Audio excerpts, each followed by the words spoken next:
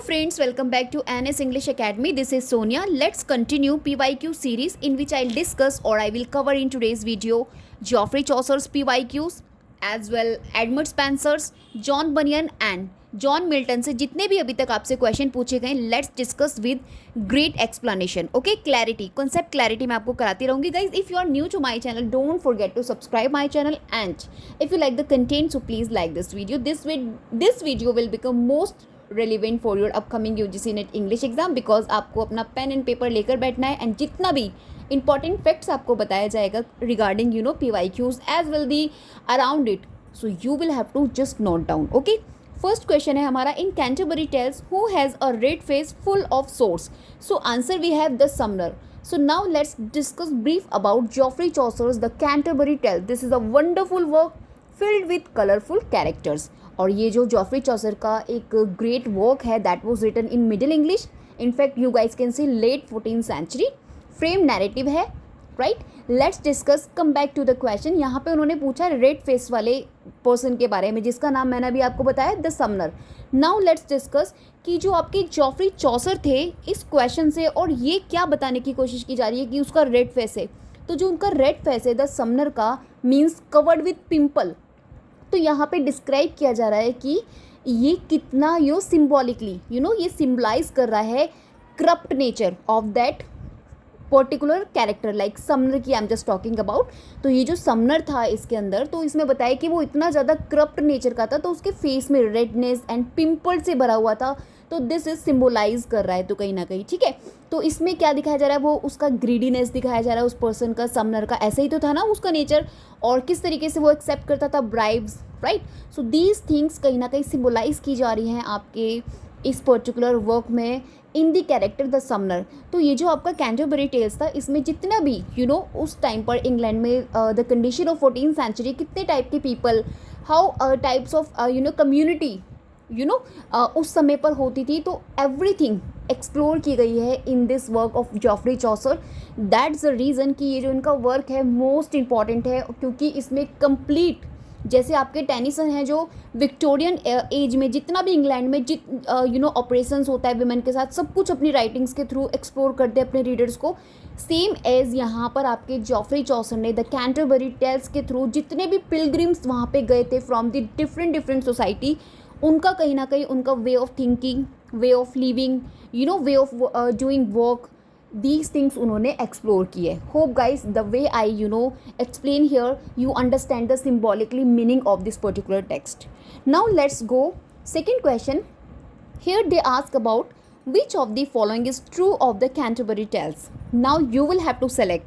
तो मैं आपको बता दूँ the Canterbury Tales by Geoffrey Chaucer most important है. इन डिटेल स्टडी आपको स्टडी करना है इसको, और इन PYQ से आपको अच्छे से आइडिया लग जाएगा, क्लैरिटी मिल जाएगी देन आपको कितना डेप्थ में स्टडी करना है. This is the opportunity, good opportunity, और आप बोल सकते हैं यही आपका एक वे होता है टू स्मार्ट स्टडी का, to understand the mind of examiner, right. चलिए, यहाँ पे आपसे पूछा था कि ट्रू स्टेटमेंट कौन सा है रिगार्डिंग द कैंटरबरी टेल्स. तो option we have C, Chaucer the pilgrim narrate Sir Thomas tale and the tale of Melibee. अच्छा गाइज, मैं आपको बताता हूँ ये जो दोनों टेल्स हैं like in the option C Sir Thomas tale and the tale of Melibee, तो ये जो दोनों टेल हैं ये जो टेल्स थी told by Geoffrey Chaucer himself, right. तो फ्रेंड्स, ये जो स्टोरी थी द थोपा टेल, ये इसके अंदर ये इनका एक मोक हेरोइक था. चॉसर ने नरेट किया था और told he this tale particular. तो इसमें चौसर ने बताया था सर थोपा जो थे एक नाइट होते हैं, right, who is a handsome and brave, right, जिस जो स्टोरी में ये बता रहे हैं. और ये जो थोपास थे सेट आउट होते हैं on a quest, right, quest में सेट आउट होते हैं to find an elf queen, right. किसको फाइंड करने के लिए, एल्फ क्वीन को. But he meets a giant named Sir Olifant. वो चाह तो रहे थे मतलब क्वेस्ट में क्वीन से मीटिंग हो रहा था, लेकिन किससे हो जाता है finally, they meet giant named क्या था उनका, सर ओलिफेंट. तो इस तरीके की स्टोरी थी जो इन्होंने नरेट किया था. और ये जो इनका टेल था which was narrated by Chaucer himself, deliberately silly and एग्जा, आप बोल सकते हैं exaggerated जिसे बोलते हैं ना, उसके through, right, just like in same manner. तो this is the story which is narrate by Chaucer himself. और इसके अलावा जो नेक्स्ट वन थी ये वाली आपकी द टेल ऑफ मेलिबी, इसमें क्या था, ये एक प्रॉस टेल था, सरमन लाइक, राइट, इसको बोल सकते हो. एक टेल था जिसमें मेलिबी होता है, एक वेल्दी मैन होता है whose house is attacked by enemies, उसके घर को अटैक हो जाता है उसके घर पर एनिमीज़ का, और उसकी जो वाइफ होती है एडवाइस करती है उसको not to rush in to revenge but to be patient and wise. वो कहती है कि रिवेंज में इतना ज़्यादा मतलब अपने आप को लॉस्ट करो, जस्ट पेशेंट एंड वाइज बनो, right. So this is the story about. तो यहाँ मैंने आपको थोड़ा सा फैक्ट बता दिया जिससे कि आपको कन्फ्यूजन ना हो कि दिस इज़ राइट और wrong. So I am telling you this is the right one statement regarding the Canterbury tale. और मैंने ये भी बता दिया आपको कि चौसर ने ही इन दोनों स्टोरीज़ को नरेट किया था. He tell these stories. Okay, let's move on the next question. Here they asked about one of the less noticed and acknowledged distinction of the Canterbury Tales is that. Now you will have to find out. Option number A is the answer. Instead of revealing England's divisions, it revealed in its diversity. तो देखिए ये जो Canterbury tell था, अभी मैंने आपको पीछे explore किया और बताया कि जो कैंटरबरी टेल था द ड्यूरिंग 14th सेंचुरी जो इंग्लैंड का डाइवर्सिटीज़ थी, डिफरेंट टाइप ऑफ पीपल हमारी सोसाइटी में होते हैं. समवन बिलोंग टू वेरी आप बोल सकते हो काइंड पर्सन, कुछ बहुत प्रेसेबल होते हैं, बट समवन आर सो आप बोल सकते हो बहुत ग्रीडी टाइप्स के होते हैं. तो डाइवर्सिटी देखने को मिली. So that's why this is the right one. Now let's discuss next one. What they ask about here. Chaucer's first work the book of the duchess is a dream poem on the death of. Now you will have to answer. तो option number B, duchess of Lancaster. तो ये जो duchess of Lancaster है, the book of duchess is a dream poem है इनकी, जो death पर लिखी गई थी. किनकी डेथ पर? लेनकास्टर की डेथ पर. गाइज आपको जितने भी जॉफ्री चौसर के वर्क हैं सबसे पहले उनका क्रोनोलॉजी देख के जाना है. सेकेंड थिंग्स आपको आइडिया अंडरस्टूड करना है. जैसे ये ड्रीम पोएम है, बेसिकली इनकी ड्रीम पोएम्स आपको देखने मिलेंगी जॉफ्री चौसर्स की. कैंटरबरी टेल का आपको आइडिया देख के जाना है. As the question I am discussing you in this video, जितने PYQs जितने टाइप के डीपली आपसे पूछे जा रहे हैं, now you will have to just secure in your notes कि आपसे किस टाइप के क्वेश्चन पूछे जा रहे हैं. तो उसके ही रिगार्डिंग और around you will have to prepare yourself, right. और मैं आपको बता दूँ क्वेश्चन आपके रिपीट होते हैं, फॉर्मेट चेंज होता है. सो प्लीज़ इन सभी क्वेश्चंस को भी बहुत सीरियसली आपको देखना है, राइट. चलिए नेक्स्ट क्वेश्चन देखते हैं. In which one of the following middle English poems is Hector a character. अभी आपको बताना है हेक्टर जो कैरेक्टर है वो किस में. Of course the answer is Troilus and Cressida. Troilus in Cressida में ही हेक्टर है. तो फ्रेंड्स ये जो आपके हेक्टर होते हैं, जो कैरेक्टर है आपका ट्रोइलस एंड क्रेसिडा में, ये एक नोबल वॉरियर होता है, फैमिली प्रोटेक्टर होता है, वॉइस ऑफ रीज़न होता है और रेस्पेक्टेड लीडर होता है. Now this is most important character क्योंकि जो हेक्टर होता है इसके अंदर एज ए कैरेक्टर जो है basically Hector is a symbol of chivalry and honour. So you will have to just keep in your mind. Now let's move on next question. Which three of the following poets figure in William Dunbar's Lament for the Market Makers? Right? This is the makers. So now answer we have A, B and C. Right? Means A, B and C. Geoffrey Chaucer, John Gower and Robert Henryson. This is the answer. तो friends ये जो basically work है William Dunbar का लेमेंट for the makers और you can say मैक्रीज, तो इसमें क्या होता है वो लेमेंट करते हैं फॉर दी पोइट्स के लिए. लाइक जो मौन हो रहा है यहाँ पे उनकी डेथ पर जितने भी जो भी several Scottish and English poets हैं, राइट. तो यहाँ पर जो है इस पर्टिकुलर के अंदर जो 3 पोइट्स डिस्कस किए गए हैं. First of all we have Chaucer, क्योंकि डनबर ने यहाँ पे रेफर्स किया है रिगार्डिंग जॉफ्री चॉसर की the father of English poetry के थे, calling him the noble Chaucer. The noble Chaucer जो आपके विलियम डनबर ने कॉल्ड किया है जॉफ्री चॉसर को एंड एक्नॉलेज किया है उनका contribution towards the art of words. और नेक्स्ट ही talk about the John Gower, और यहाँ पे उन्होंने इनके रिगार्डिंग बोला है कि जो जॉन गॉवर थे ये अनदर यानी कि next to Chaucer important English poet थे, known for his works like Confessio Amantis. Most important है जॉन गॉवर का. और जो गॉवर थे वॉज अ कंटेम्प्रेरी भी थे आपके चॉसर के. And next he talks about the, और फ्रेंड्स थर्ड वन थे आपके रॉबर्ट हैंड्रिसन, राइट। इनके बारे में इन्होंने ऐसा कुछ इंपॉर्टेंट नहीं कहा था जो मुझे यहाँ पे एक्सप्लेन करना पड़े। So now just remember these 3 points जिनके ऊपर मौन करने पर, जिनकी डेथ पर मौन करते हुए इन्होंने ये जो फेमस थिंग्स थी उनके बारे में स्टेटमेंट दिया था, as I told you, right. Let's move on the next question. Which of the following tales in Canterbury, in Chaucer's Canterbury Tales, deals with the murder of a child by Jews? Now the answer we have the Prior's Tale, right? The Prior's का जो tale है, तो friends ये ना most important है, ये हम लोगों ने स्टडी भी किया था प्रियर्स टेल। इसमें क्या होता है, इसमें स्टोरी होती है एक यंग क्रिश्चियन बॉय की हु इज़ मर्डर्ड, जिसे ज्यूज़ के द्वारा, राइट, उनका मर्डर कर दिया जाता है। क्यों? Because singing a hymn to the Virgin Mary, क्योंकि वो एक हाइमन, एक धुन गा रहा था, यू नो, अल्मा रिडेप्शन मैटर। यहाँ से भी क्वेश्चन आपको पूछा जा चुका है, और इस बच्चे को इसीलिए मार दिया जाता है ज्यूज़ के द्वारा। Why are you singing that song, right? Despite his throat being cut, उसका गला काट दिया था। द बॉय मिरेकलस हो जाता है, एक मैजिक हो जाता है, continues to sing, you know, after उसका ना गला काट दिया जाता है when he was just singing. उसका गला काटने के बाद भी वो बच्चा गा रहा होता है। तो ये जो था ना, कंटिन्यूसली एक मैजिकल वहाँ पे यू नो हैपनिंग हुआ था। तो आप बोल सकते हो ये इम्पॉर्टेंट है, ये प्रियर्स टेल चौसर की द कैंटरबरी टेल्स में।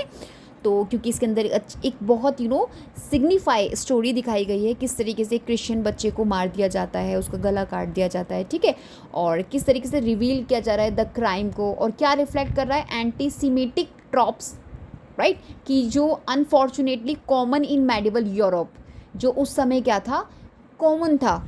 अगर कोई ऐसा करता था तो दीज थिंग्स कॉमन, जैसा उस बच्चे के साथ हुआ था।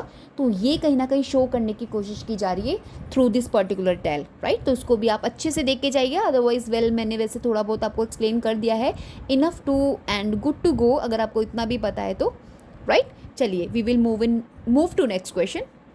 फ्रेंड्स ध्यान रखिएगा, मैं जेफरी चौसर से आपको टॉपिक वाइज PYQs करा रही हूँ, then we move to you know Edmund Spenser, right. चलिए next question, how did Chaucer's pardoner make his living? तो आंसर भी है option number B, by selling indulgences to those who committed sins, right. Friends ये एक factual है, तो आप इसका आंसर अच्छे से देख लीजिएगा, इसमें एक्सप्लेन करने की no need to explain actually. Let's move on next question, how many legends of good women could Chaucer complete in his the legend of good women? तो कितनी थी वो, कितनी लेजेंड्स थी ऑफ गुड विमेंस की जो उन्होंने चौसर ने could complete, right. So answer we have 9। Next question, out of the gospel he the words caught and this figure he added eke थैटो that if gold rust what shall iron do? Now in the prologue to the Parsons represented as a man, right. अभी यहाँ पे आपको कुछ statements दे रखे हैं, means 4 numbers of statements हैं। Now you will have to find the correct combination according to the code, right. चलिए answer we have option number C, means who criticise the corrupt clergy, जो मतलब corrupt clergy को criticise कर रहा था। Third one, who practised what he preached, जो whatever वो अपना भाषण दे रहा था, क्या वो उसको प्रैक्टिस कर रहा था। Who was a poor but honest clerk, या फिर जो ऑनेस्ट था और पुअर क्लर्क था, राइट। तो ये आपके राइट स्टेटमेंट्स हैं अकॉर्डिंग टू दिस, जो आपका ये ऊपर कोड्स है ना, उसके according. Let's move on next question. Now they asked about John Dryden described a major English poet as a rough diamond and must first be polished era he shines dash identify him? तो answer of course we have Geoffrey Chaucer, right, क्योंकि हम PYQs कर रहे हैं topic wise from the Geoffrey Chaucer. So answer we have Geoffrey Chaucer. Now you will have to keep in your mind the statement spoken और stated by John Dryden regarding Geoffrey Chaucer, right. चलिए next question, Chaucer satirise the monk because the monk, क्यों satirise कर रहा था जो Chaucer था monk को? Answer we have option number D. Friends यहाँ देखिए, spends too much time hunting and too little time on religious duty, because वो इतना सारा टाइम समय और टाइम जो होता था वो हंटिंग में यू नो स्पेंड करता था, और बहुत लिटिल सा टाइम वो रिलीजियस ड्यूटी को देता था। दैट्स वाई जो चौसर था उसने सैटिराइज किया था द मॉन्क पर, ओके। चलिए next question, what is the moral of the nun priest tale, इस प्रिस्ट टेल का मोरल क्या था? Answer we have D, never trust a flatterer. This is most famous story we have all studied in detailed manner in our masters, right?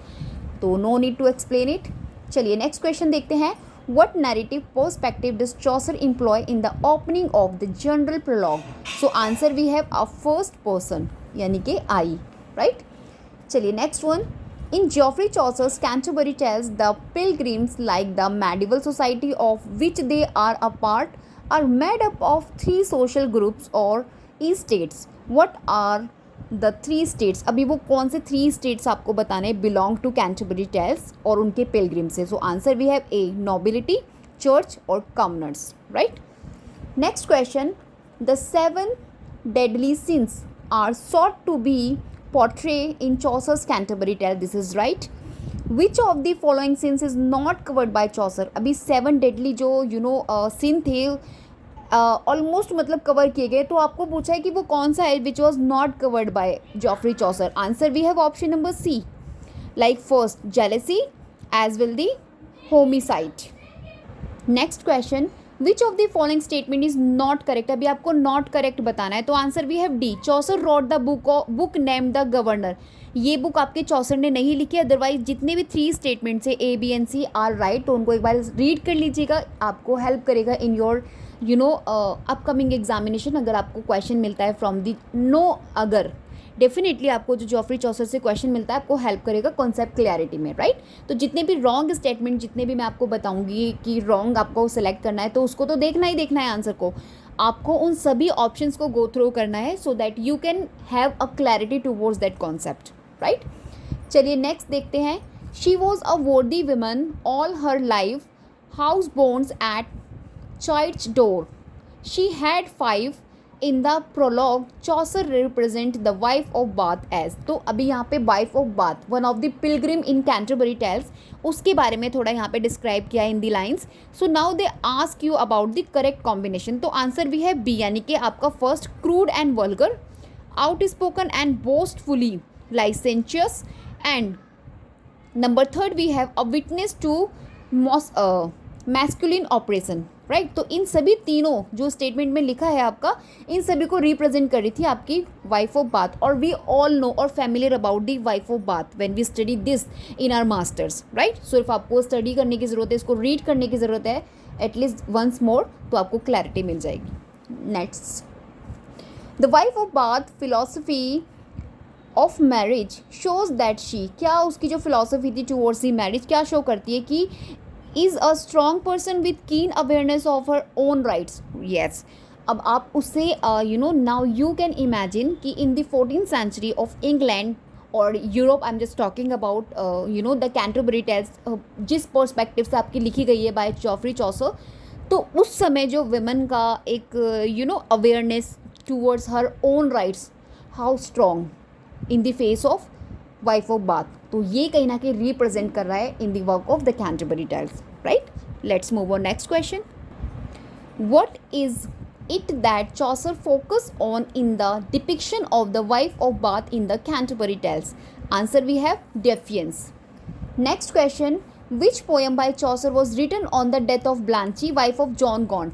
तो answer we have the book of Duchess. I have told you before, ये question भी आपको मिला था 1368 around ये आपका लिखा गया है. The house of M 1378. I am telling you in chronology manner, you will have to check out the work written by Geoffrey Chaucer, and if you want to visit on my channel you get the complete video in which I suggest you trick also by which you can easily learn the sequence. In sequence में आप chronology learn कर लेंगे trick के साथ within 2 minutes. I really I'm damn sure about it. अगर आप एक बार उस वीडियो को देखेंगे which was uploaded on this channel by me, so उस वीडियो में मैंने जॉफ्री चॉसर का इतना ईजी तरीके से वर्क्स कराएं, जितने भी इन्होंने इंपॉर्टेंट वर्क्स लिखे हैं उसकी क्रोनोलॉजी समझाइए आपको, ईजिली आप उसे लर्न कर लेंगे, राइट. चलिए let's move on next question. Which of the following statements about the Canterbury Tales is true? तो option C is the answer. The Canterbury Tales remained unfinished at the time of its author's death. ये एकदम सही बात है क्योंकि आपके unfinished work है, जो एक इतना रेवोल्यूशनरी वर्क है वो अनफिनिश्ड है आपके, क्योंकि जॉफ्री चॉसर की डेथ हो जाती है 1400 में, राइट. सो ये अनफिनिश्ड रह जाता है. So this is the right statement. Now let's move on the next and last one question from the Geoffrey Chaucer's. After this question we will move towards the Edmund Spenser, right. चलिए, arrange the following authors in the chronology order of their birth. ये important है, chronology order का question आपको मिल जाता है and you never know this can be asked again in your examination, right? So be prepared. Now you will have to arrange them in chronology manner. So answer we have A, मतलब आपके William Langland first हैं. See, Geoffrey Chaucer. तो कभी confuse मत होइएगा कि Geoffrey Chaucer क्योंकि one of the most one है 14th सेंचुरी के, तो he was the oldest. No, William Langland oldest हैं आपके, जॉफ्री चॉसर से ओल्डर हैं आपके, right. Geoffrey Chaucer second number पर आते हैं. तो फर्स्ट नंबर पर William Langland, then Geoffrey Chaucer, John Dryden, Alexander Pope and Oscar Wilde, right? So this is the correct sequence. So guys, चलिए अब ये जो क्वेश्चन है आपका, ये आपका एडमंड स्पेंसर से PYQs है based on past papers of your UGC NET English exam. तो फर्स्ट यहाँ पे क्वेश्चन है, in Faerie Queene what is Red Cross reward for slaying the dragon. तो मैं पहले आपको आंसर बता दूँ, Una, right. Una's hand in marriage and her parents kingdom. तो चलिए लेट्स डिस्कस ब्रीफ. ये आपका द फेरी क्वीन है, इसको रिवाइज कर लेते हैं. दिस वॉज पब्लिश्ड, ये इनका पोएम है. This was published in 2 parts.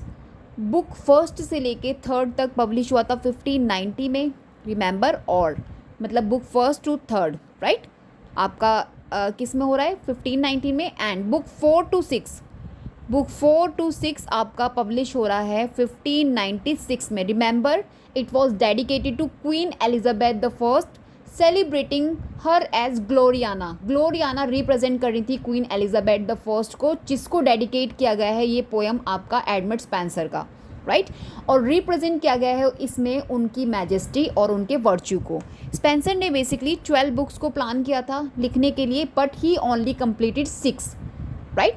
6 थी, ओनली 6 थी जो उन्होंने कंप्लीट की थी और पब्लिश की थी. और ये जो पोएम है कंबाइन करती है एलेगोरी, शिवलरी, नेशनल प्राइड. चलिए अभी मैं कुछ आपको लिटिल बिट बता दूं कि ये जो पोएम है it is written in Spenserian stanzas में लिखी गई है. एलेगोरिकल इपिक रोमांस है, राइट. और इसमें जो स्पेंसर है इन्होंने रिप्रेजेंट किया है 12 मोरल वर्च्यूज़ को, राइट. 12 moral virtues. यहाँ से आपको क्वेश्चन मिलता है, just keep in your mind. अगर मेरे बताने से भी क्लियर ना हो तो उसको स्टडी कीजिएगा फ्रॉम एनी अदर रिसोर्सेज से. आपको पढ़ना है वो कौन से 12 वर्च्यूज़ है, क्योंकि यहाँ से आपको क्वेश्चन मिल जाता है. आई एम टेलिंग यू, अभी जो आपका कैंसल्ड एग्जाम था 18 जून को, जो UGC नेट का कैंसल्ड हो गया था, उसके बाद जो एग्ज़ाम रिप्लेस हुआ था, उस क्वेश्चन में आपके एडमंड स्पेंसर से यहीं से क्वेश्चन पूछा गया था कि इनके जो वर्च्यूज़ से वन ऑफ द वर्च्यूज़ के बारे में पूछा गया था, राइट. तो जो रेड क्रॉस था, जो क्वेश्चन में आपसे पूछा गया, रेड क्रॉस जो थे is the hero of book first. Remember, red cross is the hero of book first, जो रिप्रेजेंट कर रहे थे वर्च्यू ऑफ हॉलीनेस, राइट. अभी रेड क्रॉस जो थे आपके, कहाँ मैं लिखूँ, where should I write, okay. जो फ्रेंड्स आपके रेड क्रॉस थे जो क्वेश्चन में है, ये आपके हॉलीनेस को कहीं ना कहीं रिप्रेजेंट कर रहे थे. तो जितने भी वर्च्यूज़ की he talks about in this तो वो किसी ना किसी पर्टिकुलर वर्च्यू को रिप्रेजेंट कर रहे हैं, ठीक है. और ये मैं रेड क्रॉस के बारे में आपको बता रही हूँ, हीरो बुक 1 के हैं ये, जिन्होंने हॉलीनेस को रिप्रेजेंट कर रहे हैं. और ये सिम्बोलाइज कर रहे थे सेंट जॉर्ज, इंग्लैंड के जो पैट्रोन सेंट हैं उनको, राइट. और ये जो लेडी यूना है ना, जो आपने अभी ऑप्शन में देखा, वो रिप्रेजेंट कर रही थी true religion, right, true church को आप बोल सकते हो. प्रोटेस्टेंट जो आपकी प्रोटेस्टेंटिज्म थे ना, उनको कहीं ना कहीं रिप्रेजेंट कर रही थी, राइट. और this is I think enough regarding this particular question मैं आपके जा रही हूँ. और जितना भी गाइज आपका डिटेल है आपको इसको एक बार स्टडी करना है. Let's move on the next question. What metaphor does Edmund Spenser employ Faerie Queene book first canto 12 to frame his tale and to describe the relationship between the tale and its self readers. तो answer है इसका that of a ship filled with jolly mariners, right. चलिए next देखते हैं, क्योंकि इसके ना आपसे आइडिया बेस्ड और इसका पब्लिकेशन ईयर से, इसका स्टाइल कौन सा है, इसका थीम कौन सा है, कौन कौन सी वर्च्यू रिप्रेजेंट किए हैं, in fact the idea of this particular, और इसका जो प्लॉट समरी है, everything you have to prepare for your examination point of view. इसको आपको डिटेल में पढ़ना है एडमंड स्पेंसर का Faerie Queene. Just remind in your mind. Next question. Two cantos from the 7th book of the Fairy Queen appeared posthumously. They are known as. देखा आपने कितने question deeply मतलब पूछे जा रहे हैं, फैक्ट से पूछे जा रहे हैं. तो आंसर भी है म्यूटेबिलिटी कैंटोज. म्यूटेबिली कैंटोज आपका ये 2 cantos from the 7th book में से है फेरी क्वीन की, जहाँ जो अपीयर्ड हुआ था posthumously after the death of Edmund Spenser. Right. चलिए नेक्स्ट क्वेश्चन यहाँ पे पूछ रहे हैं. Edmund Spenser calling clouds come home again is a fine example of. ये इनका अनदर वर्क है. ये बेसिकली इनका एक पेस्टोरल इक्लॉग है. तो फ्रेंड्स ये आपका पेस्टोरल इक्लॉग है दैट वॉज पब्लिश 1595. मैंने मेरी शॉर्ट वीडियोज़ में एडमंड स्पेंसर को, जॉफ्री चॉसर, जितने भी मेजर आपके फिगर्स हैं उन सभी के works in chronology manner describe किए हैं. प्लीज़ मेरे चैनल पर जाइए और शॉर्ट वीडियोज़ को, सारी वीडियोज़ को एक बार रीचेक कीजिए. हो सकता है आपका अच्छा खासा रिवीजन हो जाए. 3 मिनट्स की ओनली शॉर्ट वीडियोज़ होती हैं, आपको बहुत हेल्प करेंगी. उसमें मैं बहुत अच्छे से आपके क्रोनोलॉजी वर्क एज वेल जितना भी फैक्ट्स मुझे लगता है कि 3 मिनट्स में मैं आपको प्रोवाइड करूँ, आई जस्ट डेली बेसिस पे मैं आपको प्रोवाइड करती हूँ. Please go and watch these short videos also. Right. चलिए let's move on the next question. Next, at whose behest does the Red Cross Knight undertake his quest in the Fairy Queen? तो answer भी है Una's. Right. Next question we have, in Spenser's Re Fairy Queen there are the allegorized moral and religious virtues with their counterparts in the vices. Identify the correctly match set. अब आपको यहाँ पे correctly match set को identify करना है. Option number A is right है. ऊना जो है वो ट्रुथ को रिप्रेजेंट कर रहे थे, ग्योन टेम्परेंस को, ज्यूसूजा ये डिसीट को मतलब नेगेटिव आप मान के चलिए, और गोग्लियो ये प्राइड को रिप्रेजेंट कर रहे थे. Right. So these things just keep in your mind. Now let's move on the next question from the Edmund Spenser again.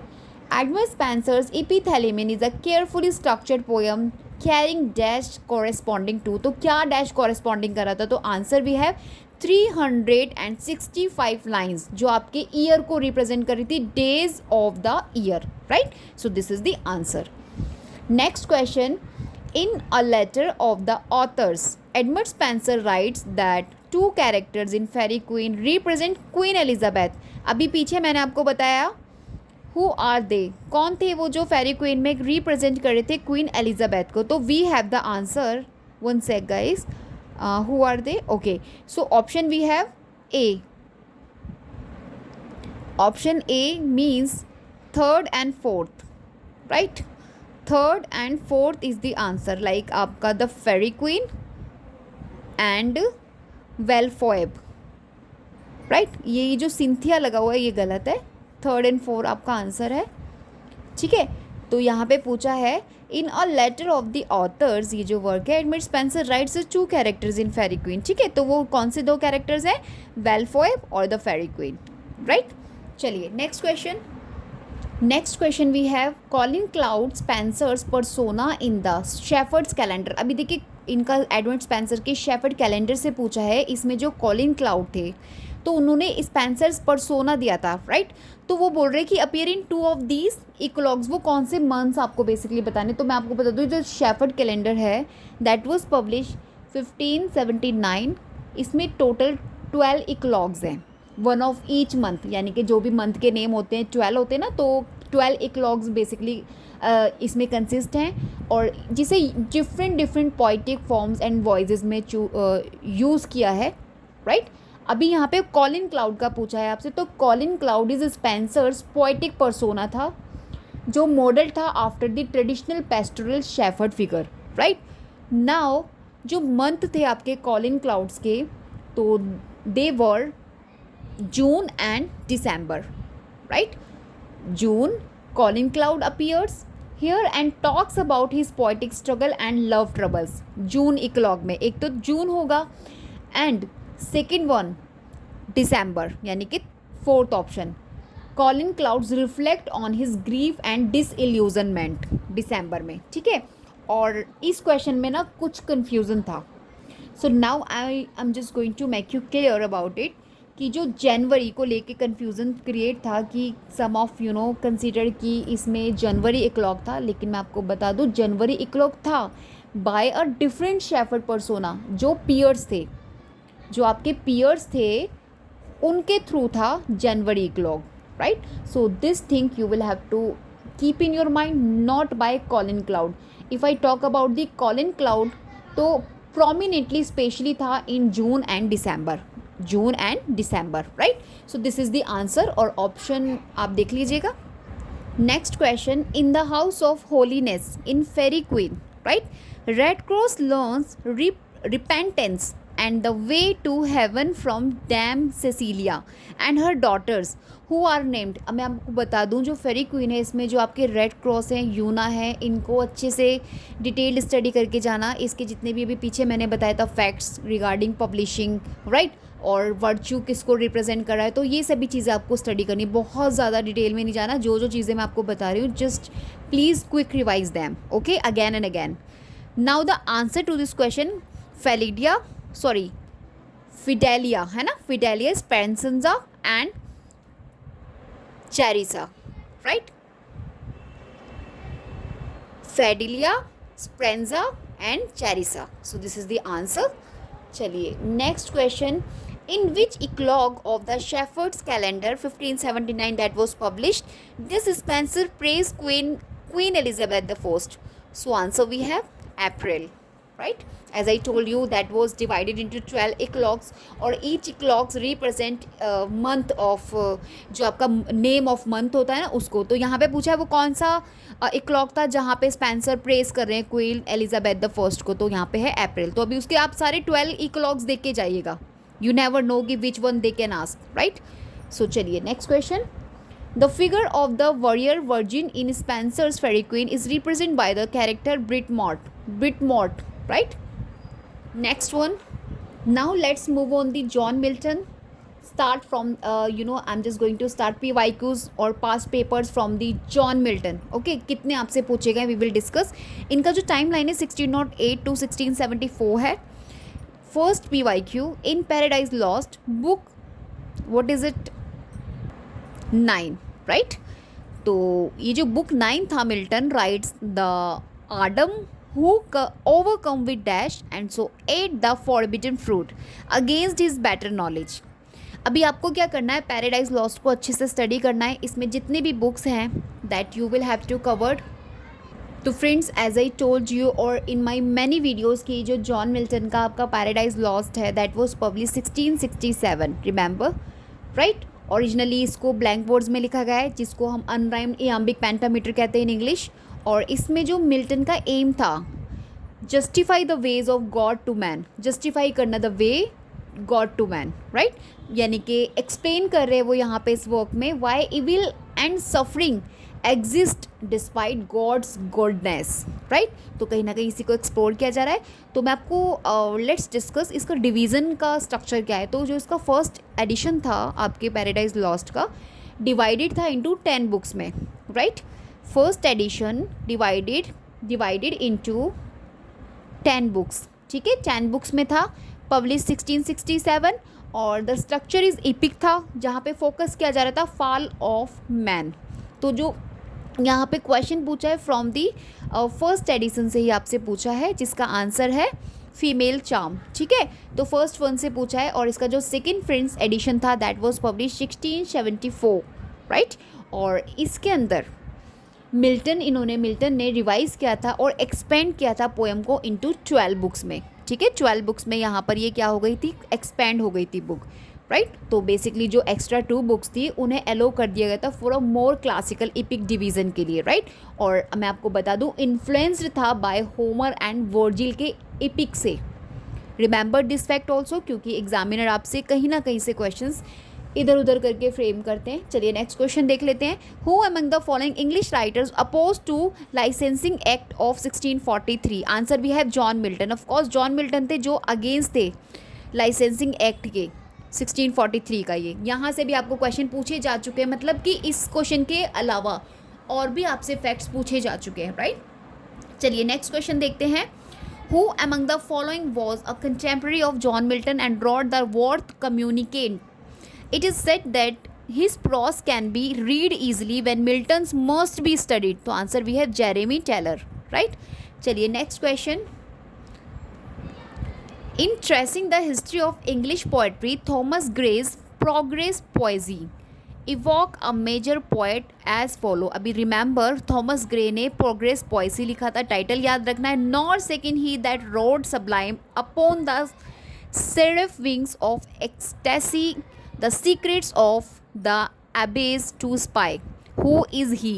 Question सिर्फ इतना है, हु इज़ ही, सिर्फ हम लोगों को डराने के लिए एक बिग क्वेश्चन बनाया जाता है, सो हम उसको देखें और कंफ्यूज हो जाएं, हमारे अंदर एंजाइटी लेवल इन्हेंस हो जाए।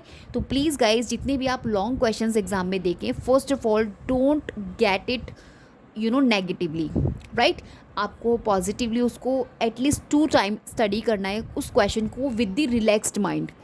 ट्रस्ट मी, ईजीएस्ट क्वेश्चन होते बड़े हैं but they are easiest to answer, right.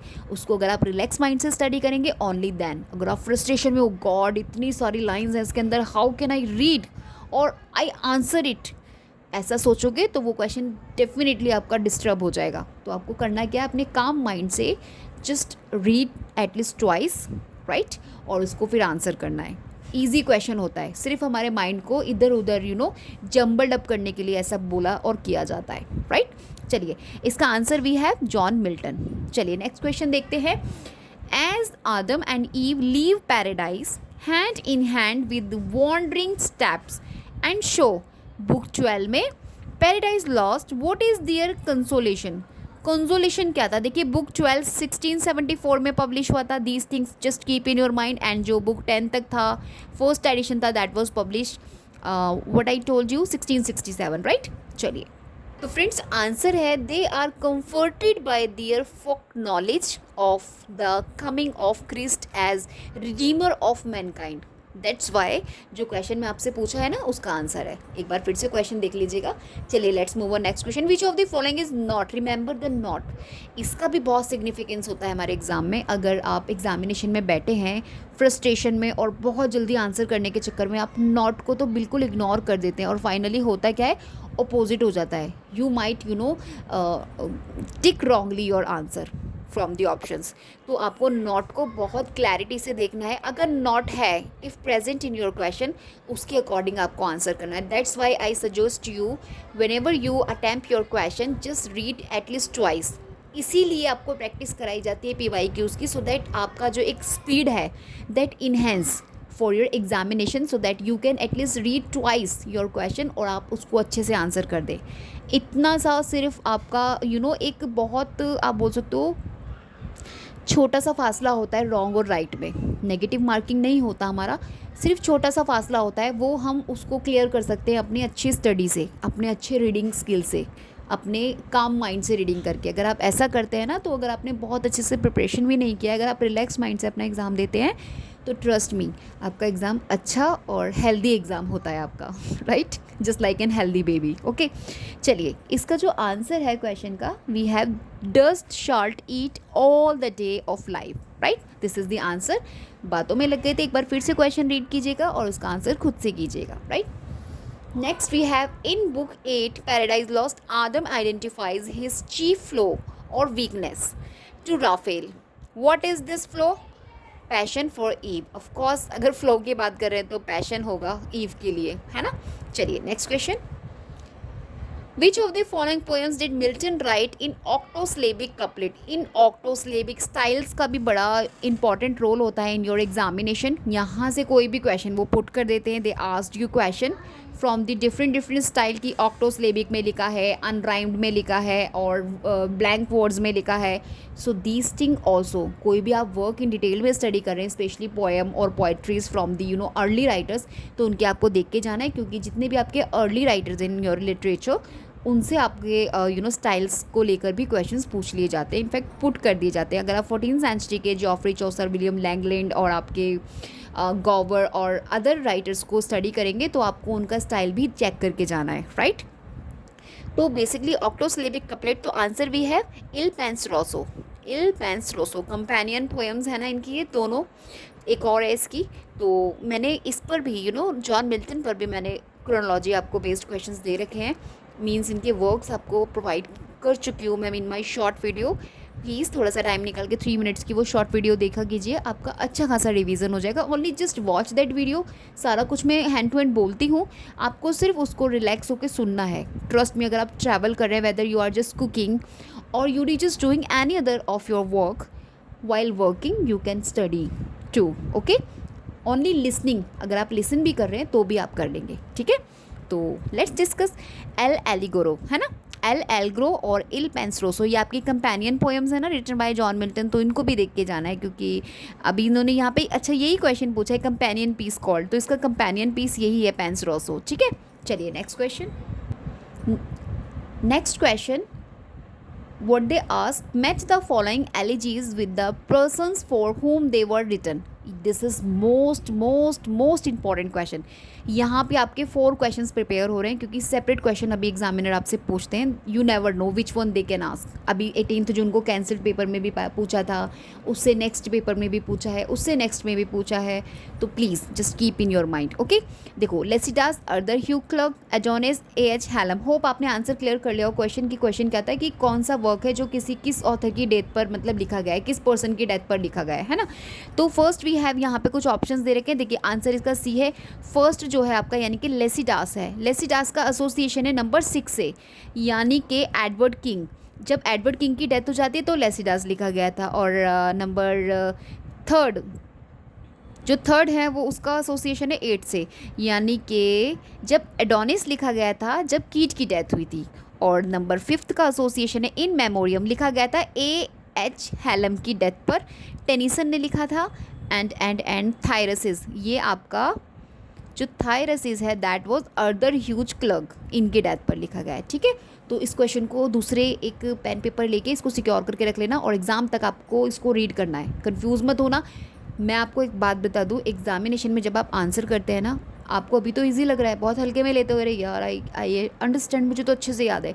लेकिन ये लोग एग्जामिनर जो है ना आपके ऐसे ऑप्शंस देते हैं, अगर आपको आंसर पता भी है ना तो आप कंफ्यूज हो जाएंगे कि इसने लिखा था कि इसने लिखा था। और यही टाइप के क्वेश्चन होते हैं, बहुत ट्रिकी होते हैं ये। तो इनको अपना एक पेपर पेस्ट कीजिए, उस पर बड़ा बड़ा लिख दीजिए और डेली उसको देखिए, जहाँ पे भी आपका स्टडी टेबल है और यू री वर्किंग देयर, तो उसको पेस्ट करके रखिए और उसको वॉच कीजिए, ठीक है। इस तरीके के क्वेश्चन को, क्योंकि ये ट्रिकी होते हैं, दैट्स वाई मेरे साथ सेम हुआ था, दैट्स वाई मैं अपना एक्सपीरियंस शेयर कर रही हूँ। So let's discuss next one, लेकिन मैंने संभाल लिया था एनी हाउ। चलिए, which of the following work of John Milton is an elegy. अभी जॉन मिल्टन ने कौन सी एलिगी लिखी, कौन सी पोएम है, विच वन इज़ मतलब यहाँ से आपको क्वेश्चन मिलेंगे, तो बस आप समझ गए होंगे। तो आंसर वी हैव लेसिटास। अभी पीछे हमने बताया कि किसकी डेथ पर लिखा गया था, एडवर्ड द किंग, है ना। चलिए next question, which of the following statement is not true of Areopagitica. अभी एरोपैजिटिका मोस्ट इंपॉर्टेंट है, अभी ट्रू कौन सा नहीं है, देखिए अभी ट्रू नहीं कौन सा है तो वो पढ़ लेते हैं पहले। It pleads for British privileges regarding free trade, this is wrong, otherwise this was published 1644, this is right. It argue for the liberty for unlicensed printing, unlicensed printing के लिए अभी पीछे भी क्वेश्चन आता है ना, कौन था वो जिसने अपोज किया था, तो आंसर भी है मिल्टन थे, तो वहीं से, ठीक है, एरोपेजिटिका से, वो एरोपेजिटिका लिखा था जहाँ पर इन्होंने उसको मतलब कि अप्रूवल नहीं दिया था, है ना। और it is a speech address to the parliament of England, this is right. Areopagitica important है, ये पर्टिकुलर टेक्स्ट, इसका पब्लिकेशन ईयर आपको रिमाइंड रखना है, क्योंकि यहाँ से मैचिंग क्रोनोलॉजी में अक्सर ये इंक्लूड कर देते हैं एग्जामिनर आपके उन मैचिंग्स क्वेश्चन में इस वर्क को, और क्रोनोलॉजी में तो कई बार ही किया है, that's why I am telling you. Okay, चलिए next question, which of the following are companion poem. Companion poem कौन सी है हमारी, we have discuss L'Allegro, Il 1631 publication है इसकी, ठीक है। अभी नेक्स्ट क्वेश्चन हाफ इधर है हाफ उधर है, तो let me clear you first this side.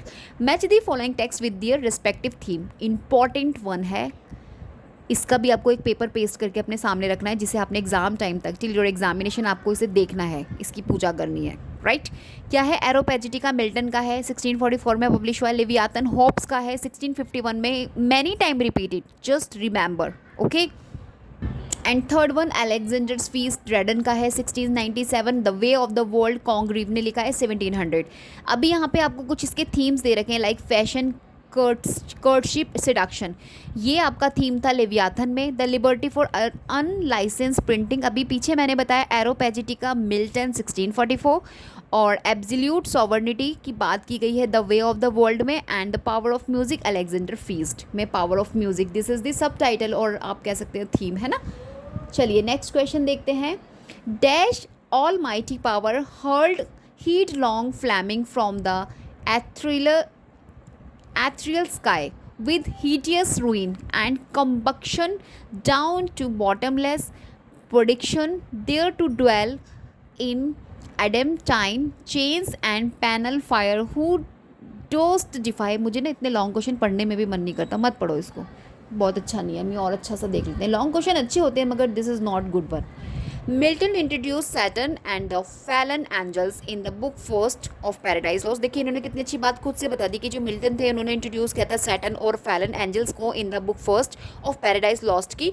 To of the chief devils appear in the book second. कौन थे वो? एक तो मॉलेश था और एक आपका बेलियाल, ठीक है। तो these two were devils, those appeared in book second. तो कितने सारे फैक्ट्स आपको क्वेश्चन से ही मिल गए।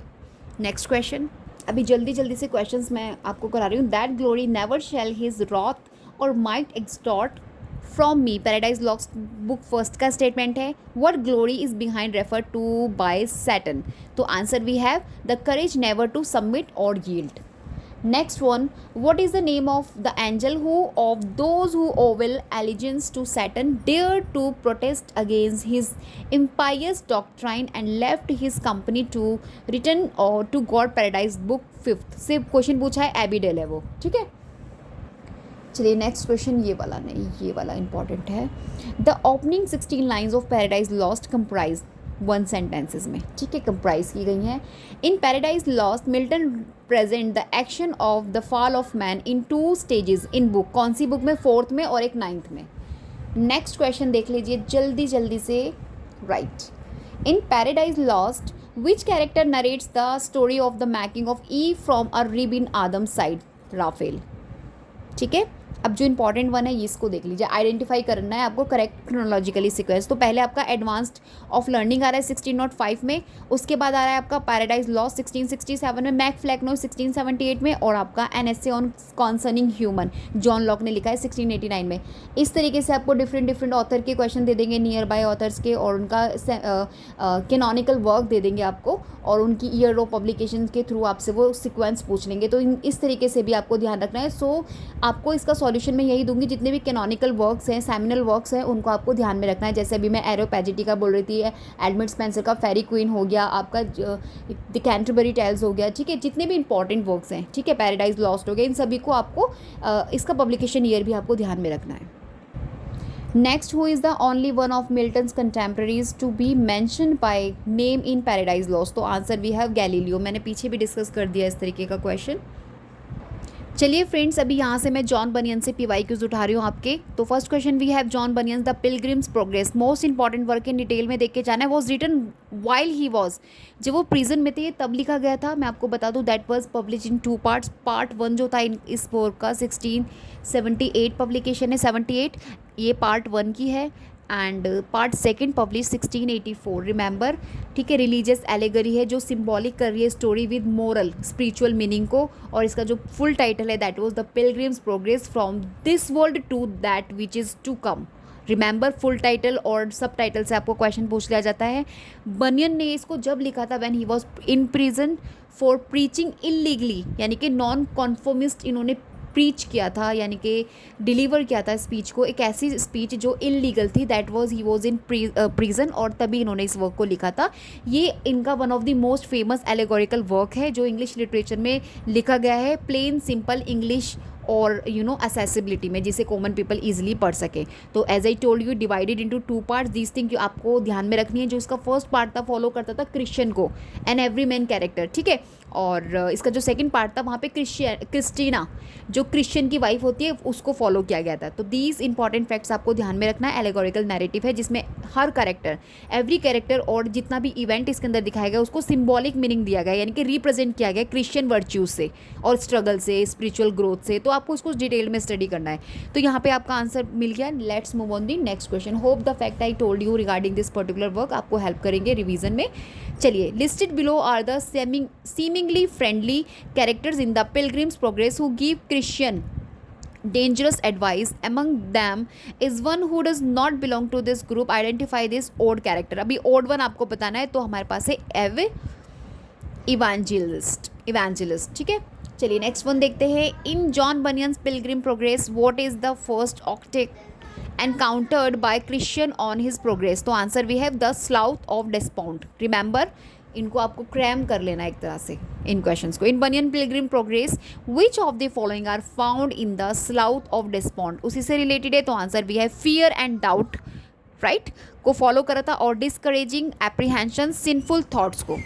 Next question. In Bunyan's Pilgrim's progress Christian and his friend Faithful, इसका फ्रेंड था Faithful, cause a commotion at the Vanity Fair for many reasons. Which of the following statement is not. अब देखिए not true पूछा है आपसे, तो ध्यान से हमें रीड करना है स्टेटमेंट्स को. तो friends here are the statements, और सी आपका राइट वन है. This sample every entertainment at the fair. This is the answer. Next question. Which among the following is a place through which John Bunyan's Christian does not pass. तो answer we have mount Heligan से वो पास नहीं हो पाए थे, right. इसको आप read कीजिएगा, बहुत अच्छा और इंटरेस्टिंग है. What is the fate of ignorance in Bunyan's Pilgrim's progress. कौन थे वो, तो he discovers the way to hell. Next one. In John Bunyan's Pilgrim's progress who keeps Christian's head above water in the river of death. कौन था वो, hopeful, ठीक है. Next one है. There are helpers and harmers among fellow pilgrims in Christian's journey in Pilgrim's Progress. Who among the following is not helper. अभी not पूछा है, तो आंसर भी है Mr Worldly Wiseman. Friends, now I end my video. Here I discussed that I promised you. Hope guys the way I discuss आपको like करेंगे उसको, और आपको क्लियर हुआ होगा. We will meet in next video. इसी तरह से मैं आपके 4 और 5 राइटर्स को एक ही वीडियो में कवर करा दूंगी, जिससे कि आपका पूरा सिलेबस अच्छे से रिवाइज हो जाए. और इसके अलावा अगर आपका और कोई रिक्वायरमेंट हो, please comment me below. Whatever you know just think or desire to share with me, you can. So we will meet in next video. Till then, bye bye.